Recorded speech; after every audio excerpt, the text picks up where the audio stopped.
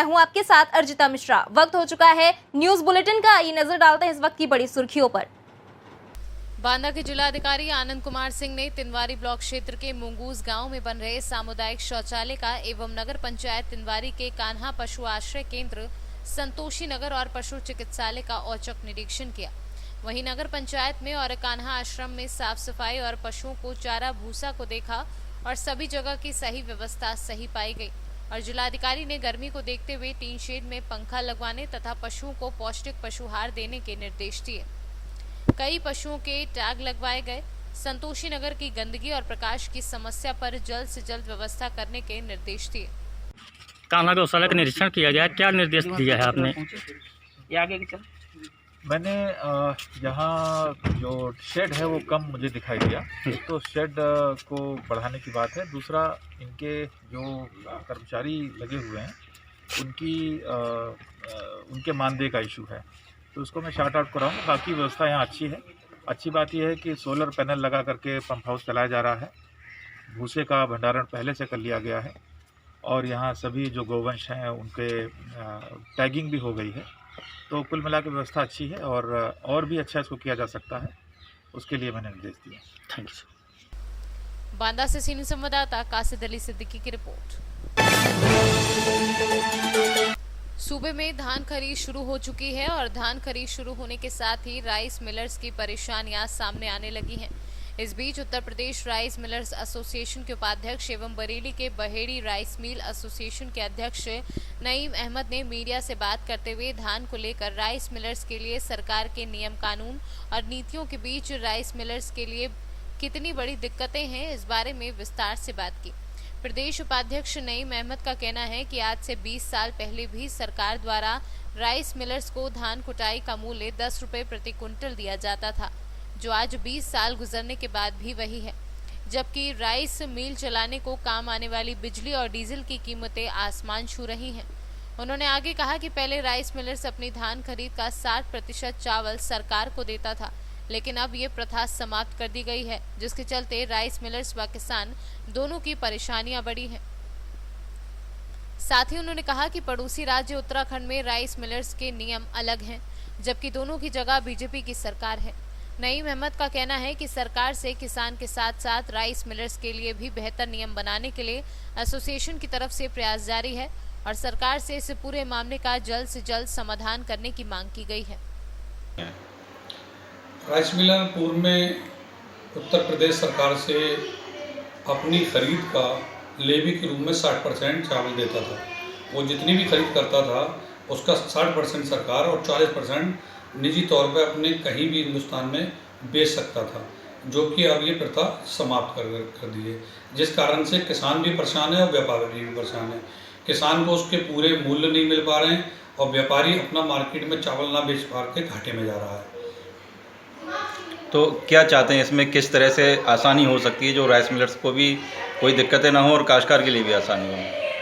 सबसे पहली बात तो ये है कि जब तक राइस मिलर को, जब आज ये प्रथा पूर्व वाली भांति जो पूर्व की प्रथा थी वो लागू नहीं की जाएगी, लेवी दोबारा नहीं ली जाएगी, या फिर इसके अतिरिक्त जो हमारे पड़ोस के राज्य उत्तरांचल में आज कमीशन पर धान खरीद हो रही है गवर्नमेंट के लिए, कि सरकार के लिए राइस मिलर धान खरीदेगा और उसका वो 1% 1.5% कमीशन देगा, जिसके लिए हम भी तैयार हैं। जब हमारे देश में ये बात होती है कि एक देश एक टैक्स, तो एक कानून भी होना चाहिए। जो भारतीय जनता पार्टी केंद्र में है वही भारतीय जनता पार्टी आज हमारे प्रदेश में, हमारे उत्तरांचल में भी है, यूपी में भी है, तो कानून भी समान होना चाहिए, जिस कारण से यहाँ का राइस मिलर और यहाँ का किसान बराबर का फायदा उठा सके। क्या इस बात को लेकर के आज जो आपकी एसोसिएशन है, क्या गवर्नमेंट से इस बारे में कोई बातचीत करने का? हमने पिछले वर्ष भी उत्तर प्रदेश सरकार के मुख्यमंत्री जी को एक पत्र Uttar Pradesh rice mill association से दिया था और मांग की थी कि हमें भी कमीशन के आधार पर हमारी धान की खरीद की जाए, किंतु हमारी अभी तक कोई सुनवाई नहीं हुई है।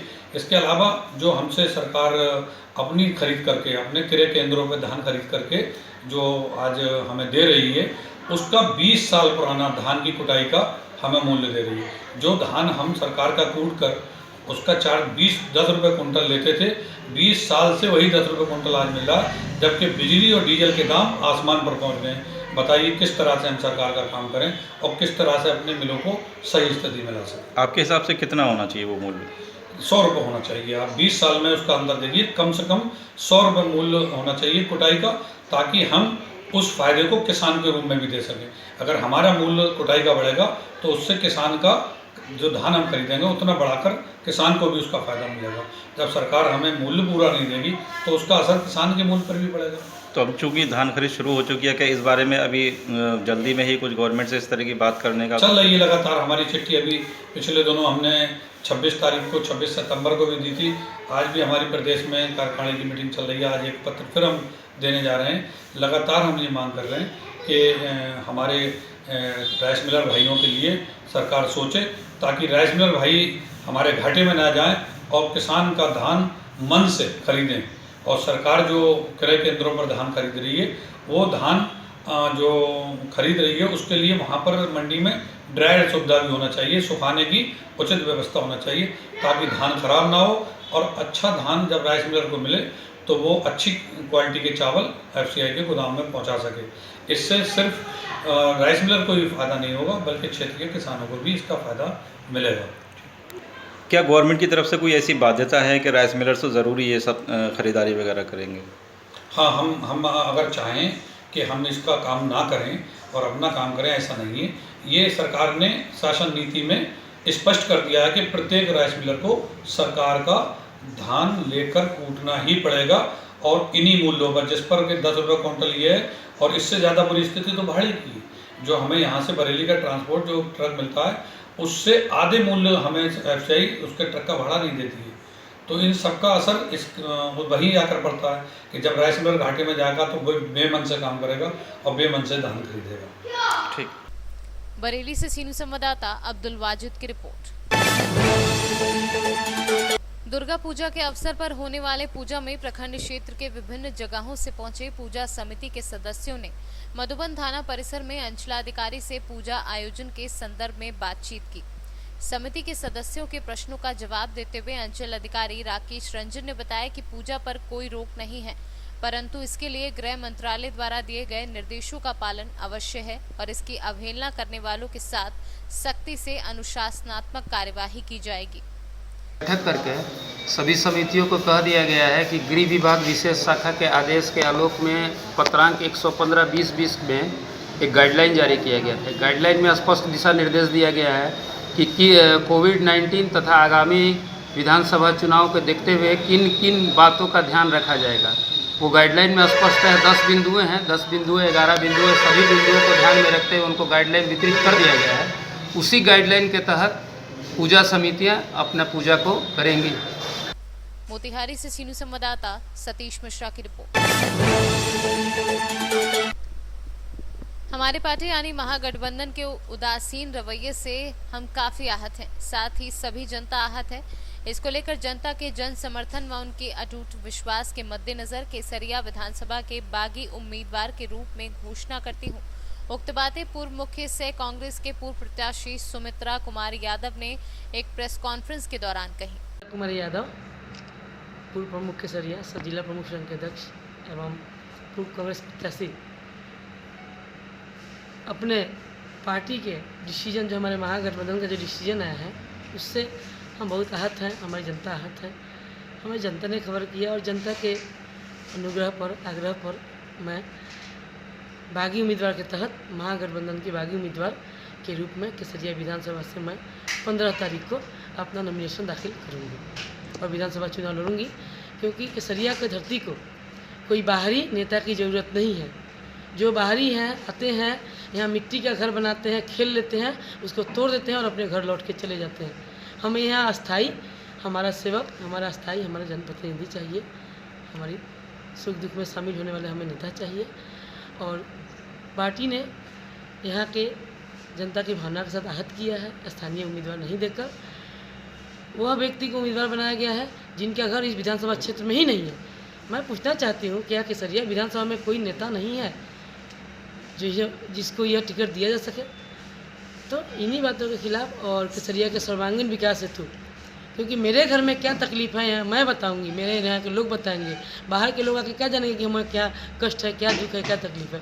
यहाँ की केसरिया की अस्मिता के लिए, केसरिया के मान सम्मान की रक्षा के लिए और केसरिया जनता की भलाई के लिए मैं चुनाव मैदान में उतरूँगी। निवर्तमान विधायक का टिकट कट गया है, जी, तो मतलब इसके विरोध में आप चुनाव लड़ रही हैं या संतोष कुशवाहा को टिकट मिला है इसके विरोध नहीं, में? मैं इसलिए भी लड़ रही हूँ क्योंकि बाहरी व्यक्ति को टिकट दिया गया। निवर्तमान विधायक को टिकट नहीं दिया गया, पार्टी का डिसीजन था। वो पार्टी आलाकमान का नेतृत्व का डिसीजन है, उससे हमें कोई लेना देना नहीं है। हम पार्टी से बंधे हुए हैं, लेकिन वर्तमान जो पार्टी ने अभी डिसीजन लिया है बाहरी व्यक्ति को मेरा उम्मीदवार बनाते, हम इस पूर्वी चंपारण से सीनियर संवाददाता अशरफ आलम की रिपोर्ट। मामला सुखासन पंचायत के वार्ड नंबर 8 मनरेगा से बने सड़क पर मिट्टी कार्य योजना संख्या बोर्ड पर नहीं है, लेकिन ग्रामीणों का कहना है कि कई वर्ष बीतने के बाद भी यहां योजना पूर्ण नहीं हो सकी है। आए दिन सड़क में बने पुराने होम पाइप पुल खतरे को दर्शाता है एवं ग्रामीणों को खेत खलियान मैदान तक जाने में काफी दिक्कतों का सामना करना पड़ता है। दिन से आज तक विकास का जब काम हुआ है हर जगह, बिहार सरकार ढिंढोरा पीट रहे हैं। हमारे विकास के कार्यों में 7 निश्चय जो पंचायत स्तर पर दिया गया है, गली नाली योजना है, हर तरह की योजना है, विकास मद में करोड़ों अरबों का जो है पैसा, फिर भी ये विरासत में मिली हुई पाइप वाली सड़क है, टूटा हुआ पुल नहीं है। इसके बारे में बताइए क्या? यह सड़क जो है यहाँ से राघोपुर ब्लॉक और पिपरा ब्लॉक को जोड़ती है, नदी में, वहाँ तिला में नदी है आगे। यहाँ पर जो है सो इससे पूर्व 25 वर्ष पूर्व महावीर महतो मुखिया हुआ करते थे इस पंचायत में, उनके द्वारा यह पाइप जो होम पाइप पुल बनाया गया था और उन्हीं के द्वारा यह आवागमन चालू करवाया गया था। लेकिन आज तक जो इसमें उसके बाद कोई काम नहीं हुआ है। लोग कोई पुलिया बना या जो है सो नदी के पानी से टूट गया, उसके बाद यहाँ खंडर हो गया। इसी तरह से आगे भी हम लोग को दिक्कत है और यहाँ पर तो कोई विकास का चीज नहीं दिखाई देता हम लोगों को। सुपौल से सीनियर संवाददाता ब्रह्मदेव कुमार की रिपोर्ट। प्रखंड क्षेत्र के सिशोनी गांव में 50 वर्ष से अधिक पक्की सड़क एनएच के किनारे बसे लोग जाति के शर्मा चौपाल घर बना रहे हैं। बीते दिन अंचलाधिकारी किशनपुर के द्वारा दिए गए आवेदन में घर खाली कर जाने को कहा गया, जबकि आवेदनकर्ता के द्वारा जमीन के सारे कागजात दिखाए गए, जिसमें बिहार सरकार के आम जमीन होने की पुष्टि की गई। क्या नाम हुआ बाबा आपका? हमारे नाम धरीलाल शर्मा। कहाँ है आपका गांव या इसकी अभी अपने निवास स्थान पर इस गांव का क्या नाम है? सिसौनी। कितना नंबर वार्ड है? 12 नंबर। पंचायत कौन है? राजपुर।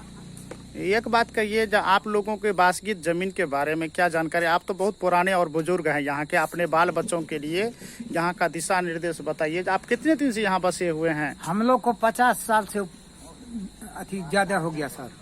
तो 50 साल हुआ तो सर आपको इस जमीन के बारे में बिहार सरकार के कोई अधिवक्ता या अधिकारी कुछ नहीं सुनवाई, कुछ नहीं किया सर। यहाँ के आदमी भी कोई कहा आज तक जब तक आपको रहना है इसमें रहिए, बाद बाकी हम लोग नहीं, ये बात नहीं है सर। ये भी नहीं है? ये भी नहीं है। कोई पदाधिकारी प्रखंड से लेकर के पंचायत तक के लोग भी तो नहीं कहा होगा जो बाबा आपके बाल बच्चे या आप जब तक यहाँ रहना चाहते हैं रह सकते हैं, नहीं, हमें इस जमीन की जरूरी होगा तो हम ये जमीन आपको वापस ले लेंगे? नहीं, ऐसी बात तो नहीं है सर।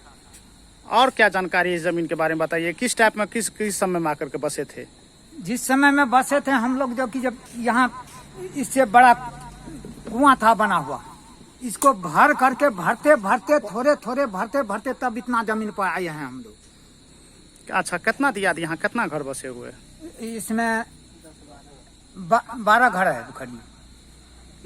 अच्छा, तो जिस समय में पुराने जमाने में बसे थे उस समय में कितना घर है? इस समय में थोड़े था, यही 4-5 घर था। इसी 4। सुपौल से सीनियर संवाददाता ब्रह्मदेव कुमार की रिपोर्ट। न्यूज बुलेटिन में फिलहाल इतना ही। देश प्रदेश की तमाम बड़ी खबरों के लिए बने रहिए सी न्यूज भारत के साथ। हर खबर आपके साथ, आपके हाथ।